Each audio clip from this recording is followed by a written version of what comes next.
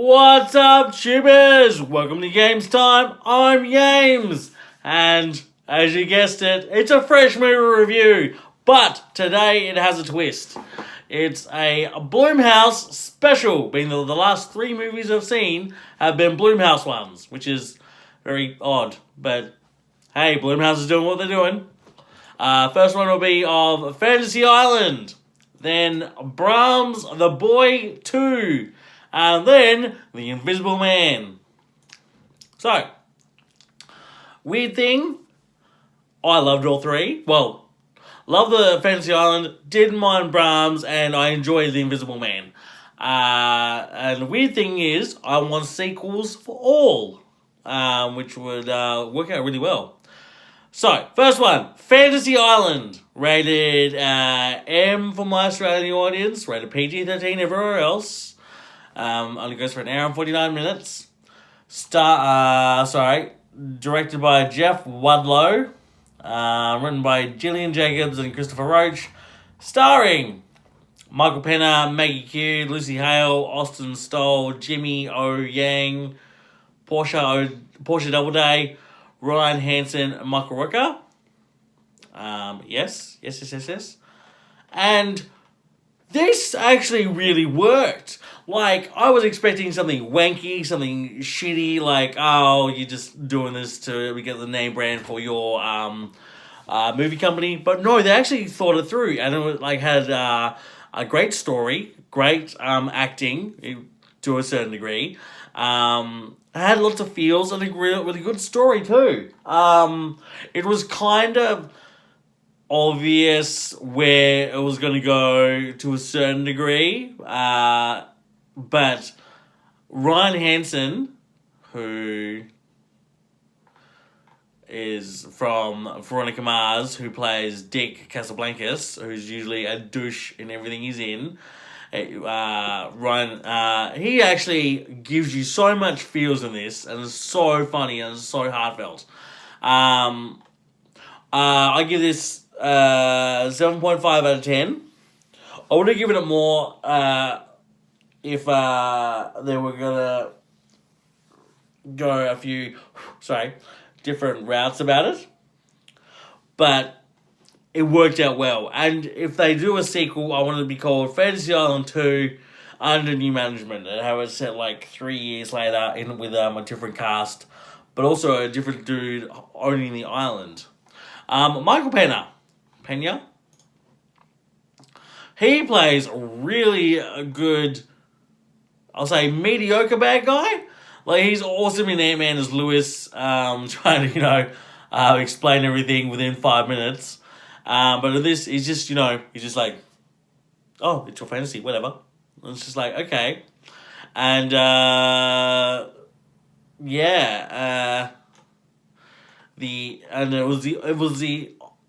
if they do make it into a TV series, it would have been obvious. They'll probably need a bit of a bigger cast. But it had the stoner boys were there, they just want to party, smoke weed, have sex. Yep. Chick wants to get revenge on a high school bully, and one wants to have be in a war situation. It's like, okay, cool. But yeah, like I said, I really enjoyed it, and it really surprised me. And I saw it on my birthday, and I was just like, holy shit, it was actually thought through. And I really appreciate that. And I really enjoyed this movie, and I'm hoping they do like a sequel to it. And I want them to be smart about it, if need be, have a series, and somehow the island come through for it. But yes, but yeah, like, really enough, you'll get feels out of this movie, and from Ryan Hansen, no doubt. Number 2, Brahms The Boy 2. Now, if you haven't seen The Boy 1, it was reasonable. It was a good first movie to have it go on. But the sequel, I don't know how long it was after. Starring Katie Holmes, Owen Newman. I'm sorry if I fucked that up. Christopher Convery, Ralph Inson, Angela J, Oliver Rice. Yeah. So this kind of starts off in the way of law-abiding citizen, which is very odd for me. For not for me, but for very odd for the movie because Katie Holmes and her son just casually at home, whatever. Then there's like a random break-in and she gets knocked out. It's like, and so the boy decides to be a mute. It's like, oh, okay. It's not as graphic as the scene in Law Abiding Citizen. It's only rated PG-13 for my American audience. It only goes for an hour and a half. Rated M for my Australian audience. Katie Holmes does her best not to overshine in this movie, but she kind of plays a mum where her word is her last bond, and it's like, oh, you're not going to eat dinner? Fine. You can starve. It's like, or just eat it now. It's like, okay, you do realize your son is kind of in trauma too, but I won't go into that. Yeah, so spoilers. The first boy is all about this doll who has his certain set of rules, and it has where it turns out there was a guy on the wall. Now, they don't continue that, but it has the haunting premise of it and everything, and I give this a 7. It was kind of like horror middle ground, where they need to make a third one, and they need to bring a sister into it, like, and all that stuff. The way I wanted it to be, like, the first one is like, oh, we've got a new horror character. Second one is like, oh, we're just doing fill out. Third one is like, okay, we're bringing it into it. And it makes sense because no one is safe in this movie. Kids get hurt and everything. Directed by William Brent Bell and directed by William Brent Bell and written by Stacey Mina. But yeah, the kid, he does an alright job, and they've obviously set it up for a third one. And I hope they do pull the trigger on that and make it a bit more interesting and a bit more hardcore, like a bit more family curse to it. Which will make it even more cool. Because the boy has an interesting premise about him, kind of like Dead Silence and Chucky, and just the fact that it has their own like horror nature about them. It doesn't go for very long; it only goes for an hour and a half, which is alright.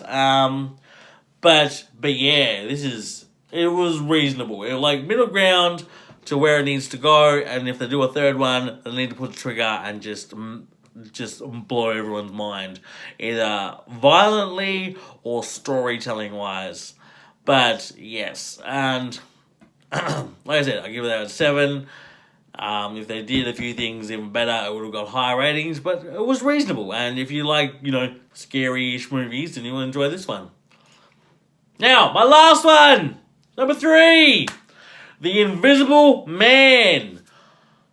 Rated R for my American audience, rated MA for my Australian audience, 2 hours and 4 minutes, or 5 minutes, whatever. Written and directed by Lee Whannell. Whannell? Yeah.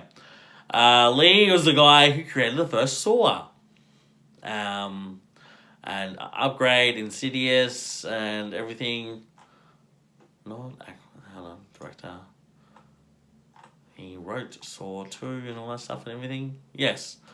Hold on. Starring Elizabeth Moss, Aldous Hodge, Storm Reed, Michael Dorman, and I will say Oliver Jackson Cohen, even though he doesn't show up until like very later on. But so what I thought, the trailers showed too much, but no, it showed just enough to get you intrigued, to tell your friends all about it, and it kept you guessing and going, and it was like, holy fucking shit. Like, the atmosphere is very, very creepy and all that, and even though you don't see Oliver Jackson Cohen, because he's technically the Invisible Man, technically, you can tell what he's doing, which, hopefully that makes sense. Like, Elizabeth Moss plays a great character who's been in an abusive relationship, trying to, get past it, but she knows someone's watching her. And you can kind of tell that if he did show up on screen, Oliver would just be silently watching and just standing there, or just like that. It's hard to explain, but you'll know and everything. It is really good. Like, holy fuck. I give this an 8.5 out of 10. It would have gotten higher if they didn't show too much in the trailers, but also if the logic of it was he didn't try to kill her as well. But the pacing felt really good. The angles felt really good. Like, they showed wide angles in the movie, but it was more to focus on Elizabeth Moss's character, just to show that there's someone there, but even though the room's wide, you can't see anyone. The weird thing to me about this movie was just the fact that he was a smart guy creating optics, or the one, like a scientist and all that stuff, and it's just like, oh, don't worry, he's just dead. It's like, wouldn't you go deeper into that or whatever? And she kind of figured it out a bit early on too, but that's a good thing in a way. Watching Elizabeth Moss fight out of being held down by an invisible man by her abuser was amazing to see, because even though he wasn't there, you could see how desperate she was to fight him off, how she's done this before, and it's like, this is a new threat because he's invisible, but this is a similar threat because she's done it before. She's done it so many times that she knows where the head, hands, and body parts are. If that makes sense. Like, I'm like, oh, no, oh, one whack here, bam, in the head, one whack here, bam, in the ribs. But yeah, and it has one of the most, I'll say, shocking kills, spoiler, where he sets her up as he slits her sister's throat, and it's just like, and then puts the knife in her hand. It's just like, wait, what the fuck happened? You're like, no way.